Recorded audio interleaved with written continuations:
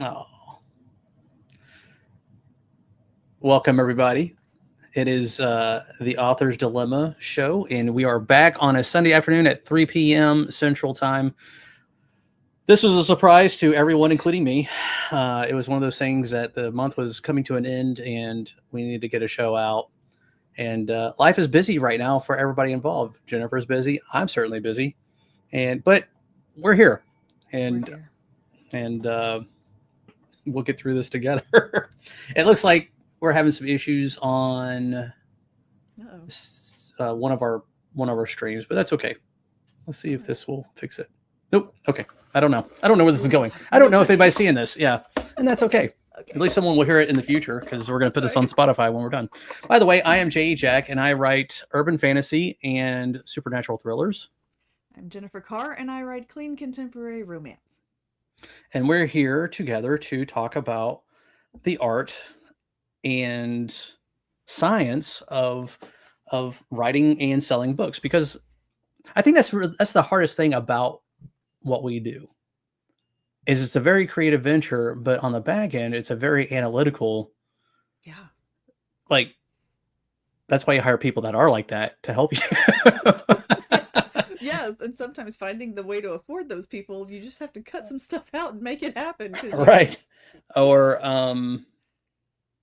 if you're blessed enough to have family members to help you out, and which now I'm paying my wife for her services, which Nice. rightfully so. I mean, the more I thought about it, the more I'm just like, I'm really grateful. She's never said anything, but it's just what's right is right, and that's the right thing to do. Sure. But before we delve into all that, what is going on in your world, Jennifer? Well, so we are at the end of March, which it has been a weird It's couple of crazy weeks. I how know. fast this year's gone. It's scary, to be honest. It is scary. It's so funny because I remember last year thinking that January and February took forever to go by. This year it went by so fast. And then all of a sudden March was here. I had book launch March 4th and everything was like go, go, go, go, go.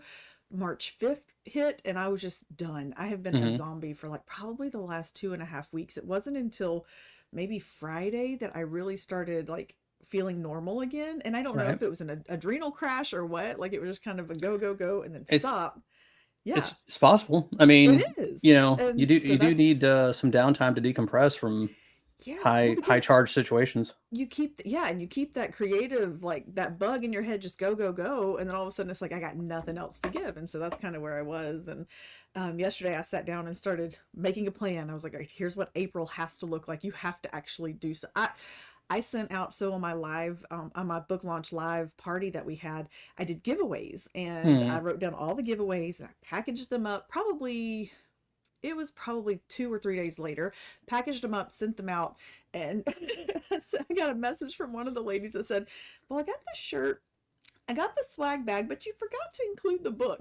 I was like, of course I did. It was just stuff like that for like the 2 weeks. I was just doing to see if you noticed. I was like, oh, did you want the ebook by check? Because that would be, anyway, I have to send her a book this week. But it was just stuff like that made me go, I am not all in it. So I kind of took a step back and I was like, all right, let's take a minute. So, but now we're back. We're back in action. And I got a lot of stuff going on in April and I'm excited about it. So, what you got going on in April?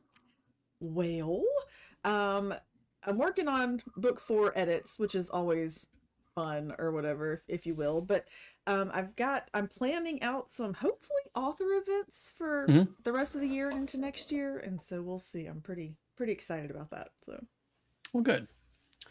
So in my world, I just completed the audio version, or I didn't complete it. The reader completed it, and my wife, thankfully, because my day job is taking up a lot of time, she actually went through and did that part for me, making sure that the what was on the page was what was read, and so that was that was released into the wild last week, and that's doing moderately well. I'm really, and here again, I'm very humbled by this whole endeavor, but this book has really changed my direction, my perspective, I guess, because it's just really strange to kind of to not problems, but just to have these new things that to think about. Like, now I have to write book 2, and I am halfway through book 2 for those that are, watching and thinking about that. I'm steadily working on that, but due to the tempo of the day job, it's really, I'm putting in 60-hour weeks, 60, 70-hour weeks, plus trying to find time to write on top of that. And it's a challenge, but I am dedicated. It's not something I'm going to stop doing. I'm going to continue to write. It's just a little bit slower pace than I'm used to. So there's that challenge, but it's come along. And like I said, it's exciting to see. And then, like I said, once this book will probably finish this summer, I'm hoping. Yeah. But that's probably the first draft, and then it'll take another few months to get it actually out. But no, I mean, it's a challenge, and this is the thing about life. You gotta learn how to juggle and all that. But it becomes an intentional decision too, to sit right. down and force yourself to write. And so, yeah. Well, it's like going to the gym. Yeah. Or anything else. Like if you want certain things in your life, there are certain things you must do to get that in your life. And writing a book isn't by accident.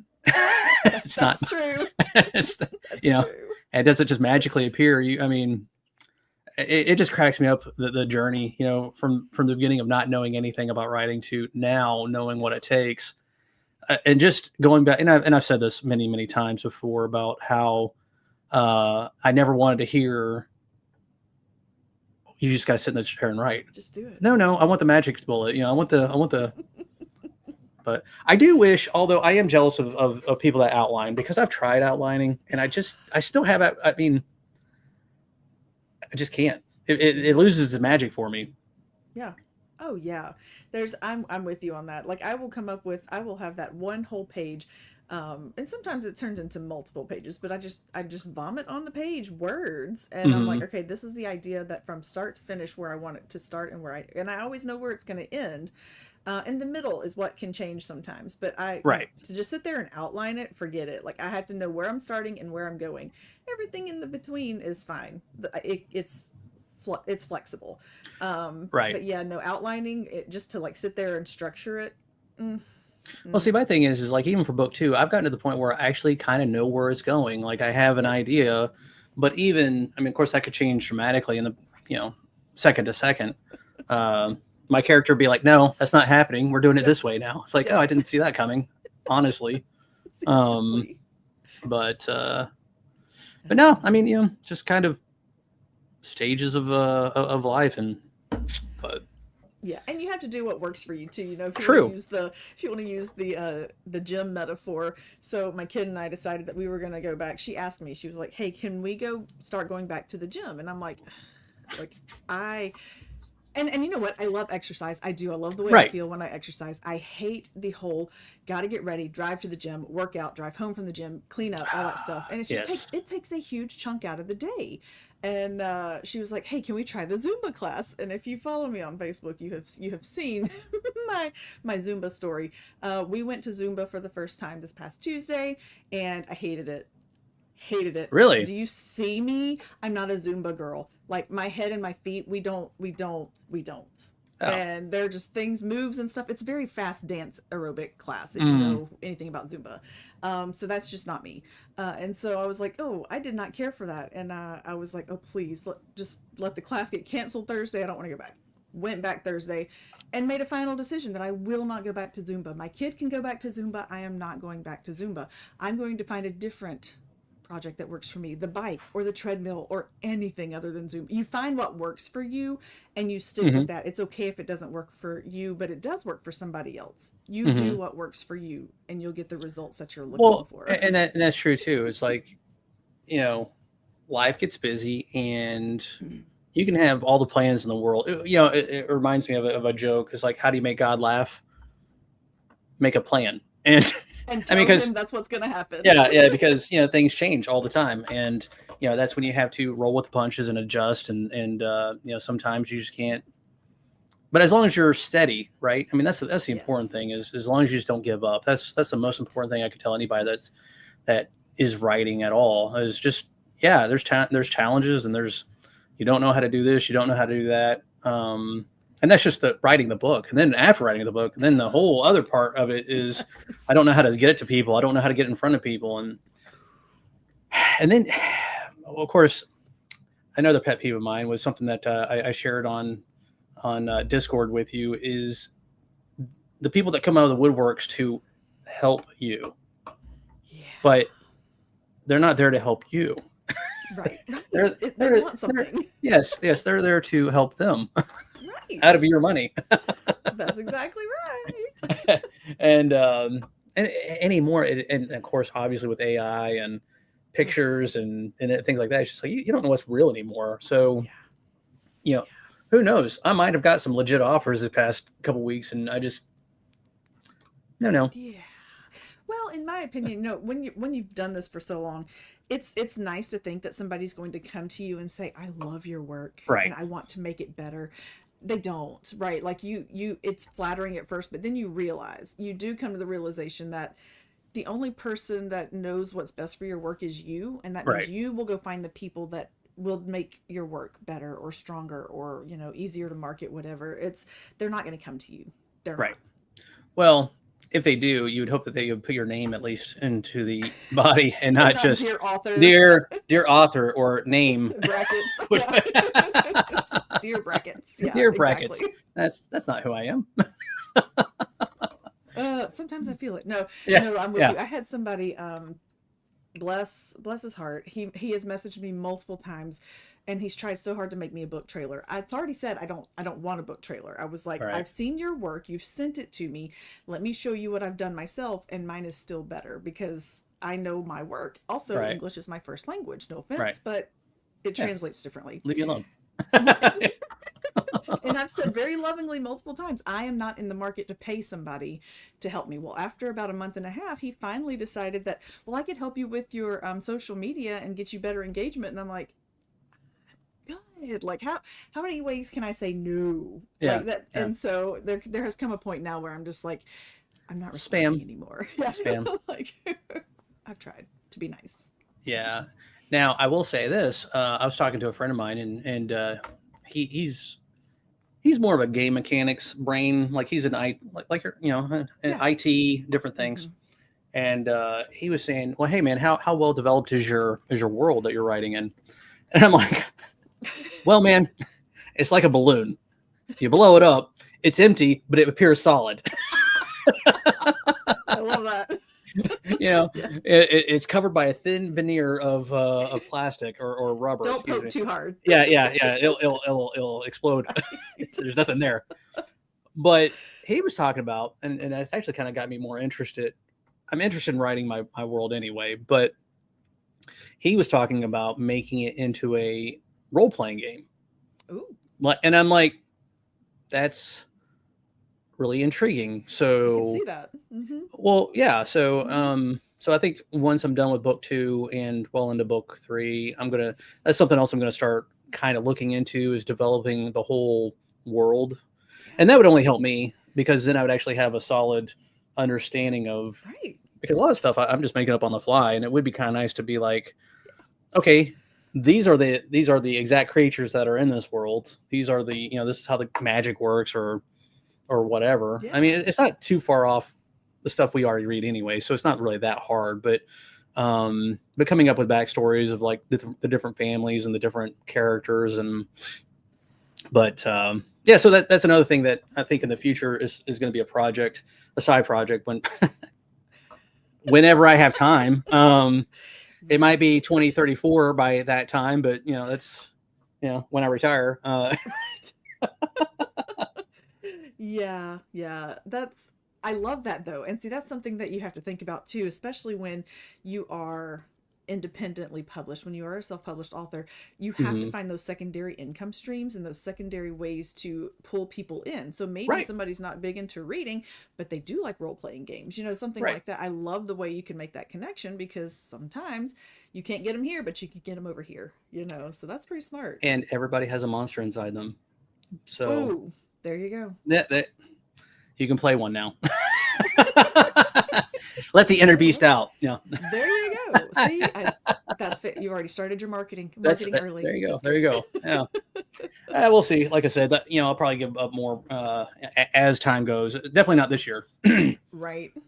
unless This will something be over magical before you happens. know it. Yeah, Yeah. golly, and it just happens like faster and faster every year, and that's what. Yeah, I'm turning 47 this year, and Yeah. it's gone by so fast. I'm telling you. And you're like, I'm so glad that I found this world when I did, like the writing world. Hmm. And I don't think I would have been as good or as passionate or disciplined when I was any Oh, younger right. than when Hmm. I found it. But then I think I wish I'd had it for so much longer because I love it that much. And I'm like, well, you know what? I still have years, God willing, ahead of Yeah, me. So Lord, I'm yeah. going to make the most of it and embrace it as much as I can. So, I will say this: I wish I had. The only reason why I wish I had more time is so that way I had more time to develop the skill. yeah. Yeah. Because there's still some stories that I want to write Hmm. that I know I don't have the skill for just Right. yet. Yeah. That's Um, fair.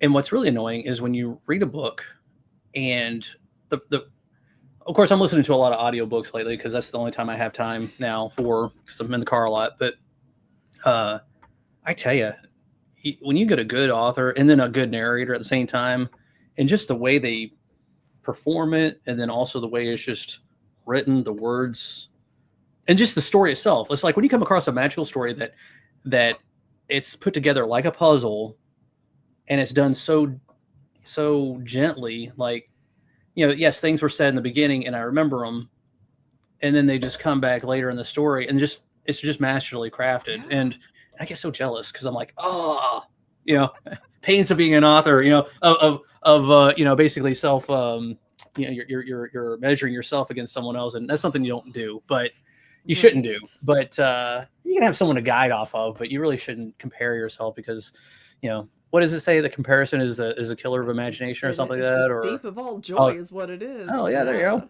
Yeah. Yeah. So Oh don't do man, that. But don't do that. But it's so. But at the same time, it's okay to say, "Oh, I want to get to be that good," because right. I was listening to "Sunrise on the Reaping," the new Hunger Games book by Oh, okay. Suzanne Collins. Hmm. And when I tell you, like, first of all, the Hunger Games is in my like top three favorite series Really, of all time, and so Harry Potter, the Hunger Games, and I the gotta say third Harry Potter is one. pretty good.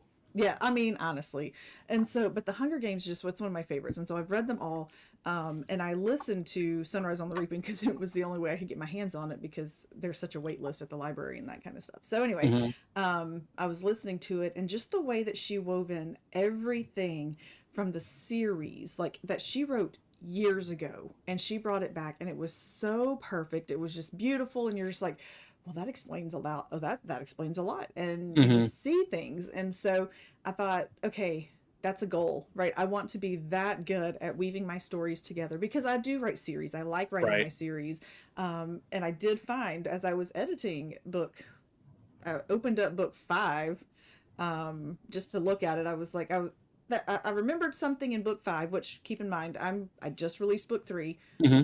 and book four is the edits are happening. Well, I opened book five and I went, wait, this doesn't line up with book four. And I went, well, dang, that means I have to go back and make some major edits in book five. And I'm not even through with book four editing. And so anyway, Well, I'm like, my goals. it is that you're absolutely right. That's the only downside of pantsing Yeah. is I'm writing book two, and I'm thinking if I had only included this in book one, I wouldn't have to worry about it now, or or having to change, explain certain things or whatever. Oh, Talking about so the book I was talking about it's called The Summer of Night by a guy named Dan Simmons, I believe.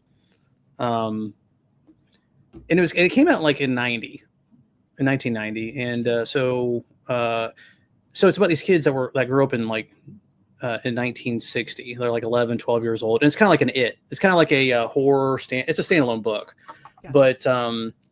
but like I said, the way he put it together, I would love to write something like that where have that coming of age, just that it's not epic, but it's man, it runs the gamut of emotions, and then Yeah. just a multiple characters. I mean, he has like 5 or 6 different, like he has a bunch of kids in there, but they all have their own thing. And I was just like, you take a look. Of course, he's been writing for he was born Right. in '48, so he's been at that point he was several books out. But like I said, those are things. and this is why as a writer, you do need to read, because it does broaden your horizon. It keeps you um, always pushing the envelope to get better. Right. If you get complacent in your writing, or if you get complacent in your, just anything, if you get complacent in your business, Yeah. you're gonna stagnate, and Right. so you're either growing or dying. Oh, And that's true. so That's very true. So in book 4 with the I always send my books to my editor mhm. just for a developmental read to make sure that I'm on the right track before she starts any kind of line edits or anything. And the deadline for me making revisions is April 1st. Well, Mhm. thankfully we're way ahead of schedule. I know we're way ahead of Yeah. schedule, which is fantastic. But she said, I feel like you know what you're doing at this point. And I was like, that's so nice to hear. It only took I me, 'cause do. this was just like, yes, on it. Because, we're talking, this is technically the 6th book that I'll be releasing because I've got my first 2. And if going back and reading that first one's a doozy, I'm just like cringe. But at the Yeah. same time, I love it because it was my first book. Well, it's So, it's yeah. funny because like each book is a challenging process, It is. It is. and you can go back and what's really funny is going back and reading, and you're like, I don't remember writing this. That too. It's like I don't. Man, I'm pretty good. Or Yeah, yeah. It's like, oh, that's pretty darn good. Yeah. right. Here, let me pat myself I on knew the what back. I was doing. Oh gosh, I was gonna go somewhere with that, but I lost my train of thought. That's Sorry. No. It's quite all right. I tell you. But I love the process, and I love that it feels easier in some aspects the more Right. I do it, and it gets a little easier. So, if you are scared to write a book, just write it, because you can't get worse. I mean, honestly, That's if you're true. practicing, I don't think you can get worse. So No. I mean, I had a friend of mine reach out. He's wanting to write a book, and he was like, "Oh, you could be my book coach." And I'm like, "That's hard." Okay, I mean, I don't mind encouraging. I like, but I don't think he's listening to this. But he hasn't written anything. Eventually, he will. You, but you won't Yeah, like it. yeah. No, he actually had an interesting premise, which I'm not going to talk about. But I was like, that's interesting. You should try that. What I can't stand are the ones that are like, "Oh man, you should write this," and I'm like, "Bro, seriously, I got plenty of stories I want to write that I can't even get to yet." Like, yes, I literally listed out all of my works in progress, not counting the ones that I've technically already written, and I think I was up to like 11, and I was like, I need to just stop, like, because I keep coming up with all these things, and I'll start, I'll do my word vomit page, and it's just like, okay, I don't have time to work on that. Please stop. yeah. Let me finish this. Yeah, exactly. So there's always a story, always. Mm-hmm. So did you start the audiobook process? Okay, so that was one of the other things that's coming up in April that I'm really excited about. I've been listening to a bunch of, and so I had some issues, right? I told you that I had some issues with ACX. I was doing it through ACX, right. and I had claimed my title, but I had claimed it last year because I actually had read several authors who said that if they hadn't claimed their title, and they ended up having to fight to get their claim on their title because somebody else had claimed their title, and I thought, wow, well, that's terrifying. So I went ahead and claimed all of my titles, and yeah, immediately do that. Yep. Right. And so the problem was, though, that my metadata had changed. Like, I changed my publishing name from my name to my LLC, and so that hadn't added up. I had changed the description on Amazon, and so it did not like that. So I had to delete it and reclaim my title. And then I had no problems at all. But there was no message or error message or anything that said I needed to do that, and so that was kind of weird. So if you're having trouble with ACX, that could be it. Reclaim your title, delete it, and reclaim it immediately. So did you have to call them? And I just started poking around and hoping for the best. I was like, oh, I hope this works, and that was risk. But that's me. I'm going to push the red button and just hope for the best. Yeah. So I did. And so then I started. I got a few pretty immediately auditions that I listened to. One girl, her voice was perfect for the female main character, but I write in dual POV. You have to be able to do a guy's voice too, and she really couldn't. And then I got another one who, it's country music, so you can't sound like you're from up north, which, no problem with that, but I need you've got to sound the part. And so, what I'm hearing in my head when I read my characters, you kind of have to get pretty close to that. So yeah, no, it's true. I mean, and thankfully, don't settle. yes. That's the hardest thing to, and we've had this discussion before, but when it comes to writing, and especially as a new author, you don't have a whole lot of money. you don't have a whole lot of resources, and good enough in some cases, good enough is good enough. You got to get it out there, and you improve it as you go. If you know, like when I first started, my covers were homemade. They weren't that good. Yeah. And then I replaced them, and it's gotten better. But same thing with narrators. Just because they might be good for one project doesn't mean they might be good for all projects. And Right. so, if you come across, but I do get like wanting to work with the same person all the time because you know how they work. But just be advised that when you get to that point, make sure you get what you want, because you're going to have to live with that for quite a while, or later on down the line, it's going to cost you more in the long run to replace either the book cover or a narrator or whatever. So, Yep. just Well, and I will tell you, let's talk about book covers because I updated mine. If I don't know if you've seen what I've done, but let's see, is this right? Yes. So Fall When You're Ready, that one right there, got a brand new cover. It used to be this orangey beach color, and I updated it. I did it myself. That looks nice. It does look nice. And let me tell you, the first thing my kid said when she saw it, she goes, "Oh, that looks like something you'd see on a bookstore shelf." And I went, "You mean the other one wasn't?" And she's like, "I mean, not really." And I thought, why didn't you say that? Right, somebody tell me these things, people. I need to know.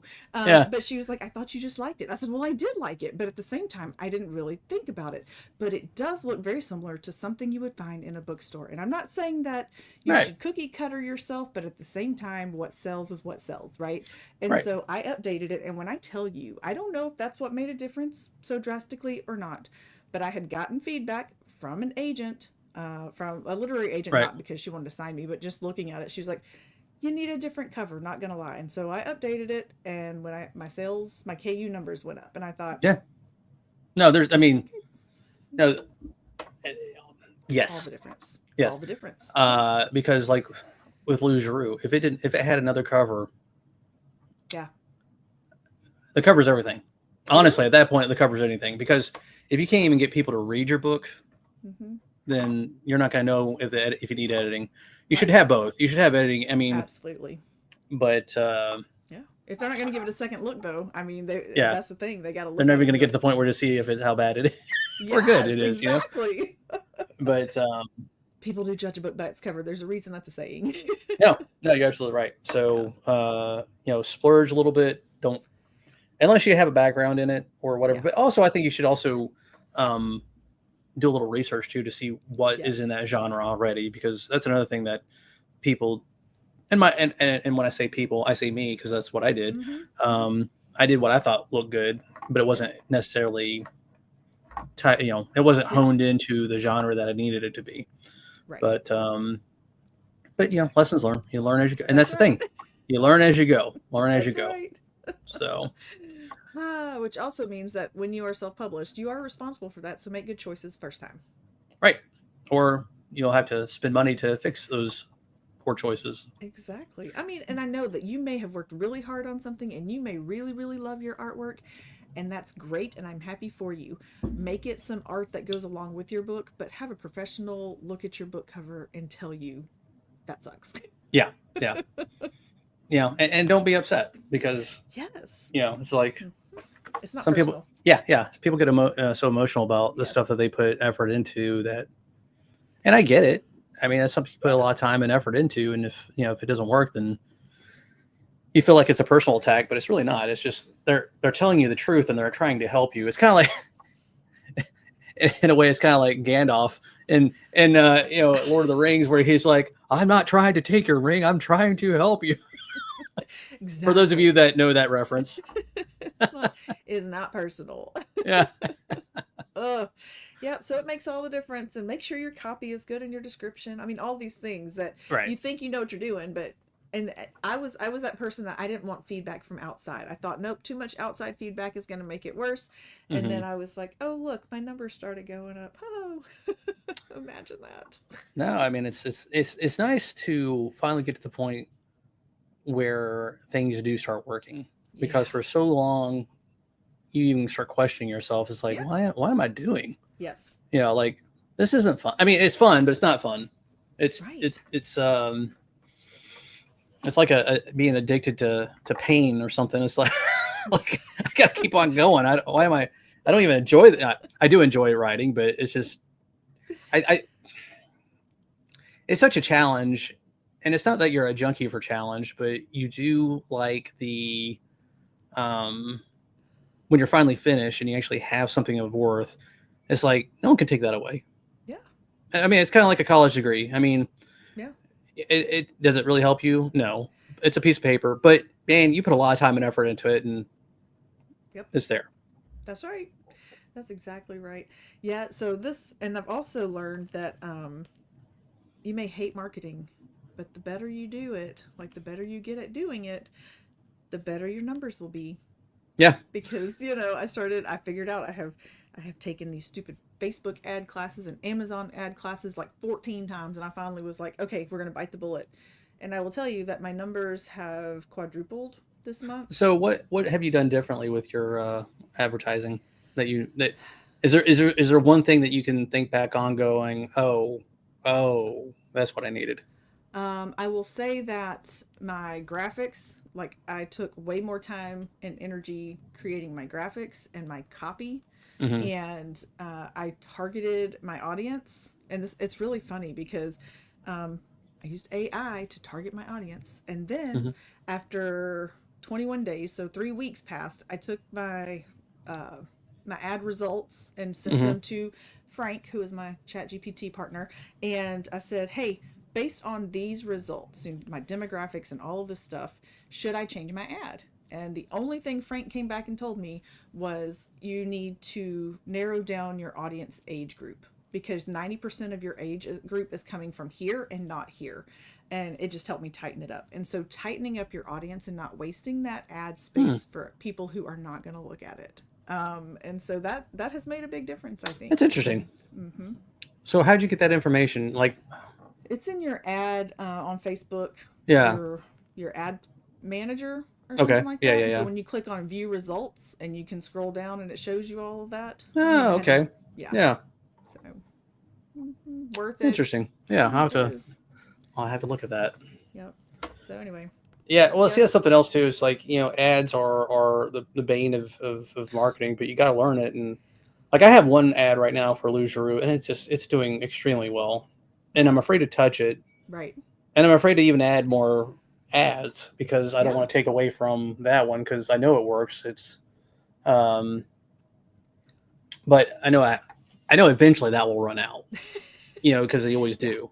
Yeah. Um, Well, I mean, like I said, run it through your AI friend there and just say, should I change it? Should I leave it alone? Because right now, all of my numbers, my click through rate, and all that stuff, and my cost per click, like it's balancing out, and so yeah, no, that's awesome. it is. It's good, Hmm. but you have to put in that effort to learn how to do it right, Right, right, and that and you takes do time. it. It Yeah. does. It does. So, well, Anyway, we are at 33 minutes. And if you guys that are watching have any questions, oh, by the way, we are back on our old service, uh, yes, Streamyard. Mm-hmm. StreamYard. So thankfully, we tried some other ones and it just didn't work out. But now we're back on this, and this is the much more familiar way of doing things. And it's funny because it's like it feels like home because we know It how to work it. does. But so we'll be using this more, and definitely we'll have another episode in a couple weeks next month. So Yeah, which is if you fine. have any questions or you have any topics you would like us to cover, be sure to email us at.